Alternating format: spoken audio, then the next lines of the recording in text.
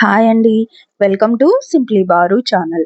ఈరోజు రెసిపీ వచ్చి శరీరానికి చలువ చేసే సమ్మర్ స్పెషల్ పెసరపప్పు చారు ఈజీగా ఎలా చేసుకోవాలో చూద్దాం. వీడియో మొత్తం ఫుల్గా వాచ్ చేయండి. ఎక్కడ స్కిప్ చేయకుండా ఫుల్గా వాచ్ చేయండి.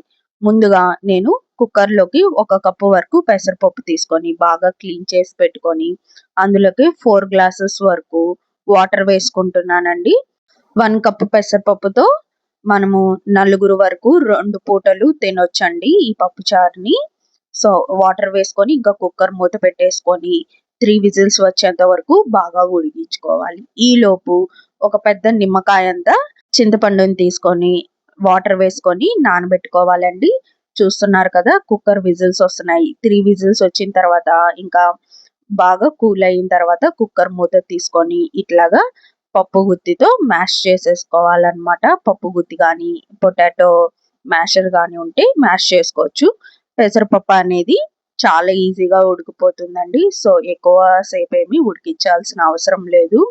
ఎక్కువ విజిల్స్ అవసరం లేదు. 3 విజిల్స్ అయితే సరిపోతుంది. ఇంకా స్టవ్ పైకి ఇంకొక ప్యాన్ తీసేసుకొని అందులోకి ఆయిల్ వేసుకోవాలి. ఆయిల్ హీట్ అయిన తర్వాత తాలింపు గింజలు వేసుకొని చిట్టపట్టలాడనివ్వాలి. ఆ తర్వాత వెల్లుల్లిపాయలు, ఒక ఎండుమిరపకాయ వేసుకొని బాగా ఫ్రై చేసుకోవాలి.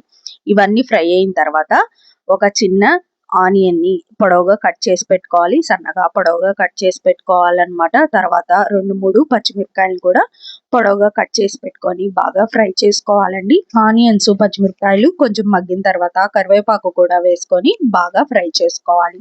పప్పుచారులోకి ఎప్పుడైనా సరే ఆనియన్స్ అనేవి బాగా రెడ్గా ఫ్రై అవ్వాలండి. అప్పుడే మనకి పప్పుచారుకి మంచి టేస్ట్ వస్తాయి. ఇంకా ఆనియన్స్ బాగా ఫ్రై అయిన తర్వాత టమాటాలు, కొంచెం కొత్తిమీర కూడా వేసుకోవాలి. టమాటా వచ్చి నేను ఇక్కడ ఒక టమాటాని పొడవుగా కట్ చేసి పెట్టుకున్నాను అనమాట. ఇంకా వాటిని మూత పెట్టుకొని మగ్గించుకోవాలి. ఇంకా ఈలోపు మనం నానబెట్టుకున్న చింతపండు రసం తీసుకొని ముందుగా వెనిపి పెట్టుకున్నాం కదా పప్పుని, ఆ పప్పులోకి చింతపండు రసం వేసుకొని బాగా కలుపుకోవాలన్నమాట. నెక్స్ట్ ఇంకా టమాటాలు కూడా మగ్గిపోయిన తర్వాత తాలింపులోకి 2 స్పూన్ల వరకు కారము, 1 స్పూను కల్లుప్పు, 1/2 స్పూన్ వరకు పసుపు వేసుకొని 1 నిమిషం పాటు బాగా కలుపుకోవాలండి. బాగా ఫ్రై చేసుకోవాలన్నమాట. కావాల్సి ఉంటే కల్లుప్పుని పప్పు వెనుపుకునే టైంలో కూడా వేసుకొని వెనుపుకోవచ్చు. లేకపోతే ఈ టైంలో అయినా వేసుకోవచ్చు. ఇట్లాగా ఈ ఉప్పు, కారం అవి వేసిన తర్వాత బాగా ఫ్రై చేసిన తర్వాత మనం ముందుగా వెనుపుకున్న చింతపండు పప్పుని ఇంకా ఈ తాలింపులో వేసేసుకొని బాగా కలుపుకోవాలి. అలాగే మీకు కావలసినంత వరకు వాటర్ వేసుకోండి. నేనైతే ఇక్కడ 1/2 గ్లాస్ వరకు వాటర్ వేసుకొని ఇంకా మూత పెట్టేసుకొని మనకి ఒక పొంగు వచ్చేంత వరకు హైలో పెట్టుకోవాలండి పప్పుచారుని ఎప్పుడైనా సరే. తర్వాత ఇంకా మీడియం ఫ్లేమ్లో పెట్టుకొని ఒక 15 మినిట్స్ వరకు మీడియం ఫ్లేమ్లో పెట్టుకొని ఉడికించుకుంటే సరిపోతుందండి. ఇంకా పెసరపప్పు పప్పుచారు అనేది రెడీ అయిపోయింది అనమాట.